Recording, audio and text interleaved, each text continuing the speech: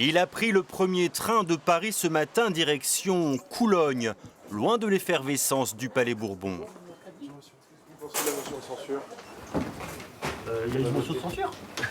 La blague fait sourire le député RN Marc de Fleurian, venu prendre le pouls des habitants de sa circonscription après la censure votée par son parti hier. Et selon lui, le chaos annoncé est loin d'être une réalité sur le terrain. Les gens sont globalement satisfaits qu'on ait voté la censure du gouvernement. Non pas comme un acte visant à semer le chaos, mais au contraire un acte constructif, politique constructif, ferme mais constructif, qui vise à ce qu'un nouveau gouvernement prenne en compte les lignes rouges que le Rassemblement national avait fixées. Lui aussi a le sourire. Merci pour ce que vous faites. Franchement, continuez.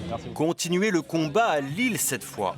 L'insoumis David Guiraud, député de la 8e circonscription du Nord, bat le pavé aux côtés des syndicats de la fonction publique avec le sentiment d'une mission accomplie.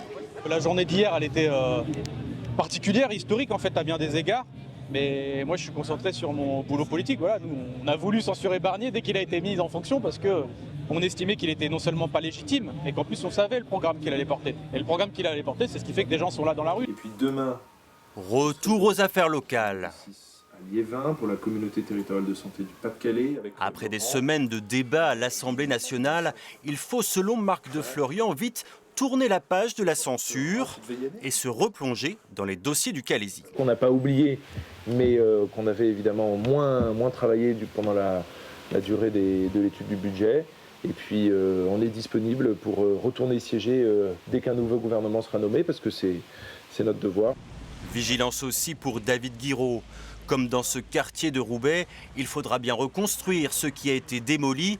Dans cet avenir incertain, pas question pour lui de baisser la garde. Et puis faire mon travail de député, ce pourquoi on m'a élu, c'est-à-dire respecter la volonté des gens, que ce soit dans ce quartier comme à l'Assemblée nationale, et me battre pour d'autres projets en fait. Parce qu'il ne s'agit pas juste d'être contre le projet du gouvernement, contre le projet du maire. On a aussi des belles propositions pour notre quartier comme pour le projet de loi de finances aujourd'hui à mettre en avant pour que les gens vivent mieux.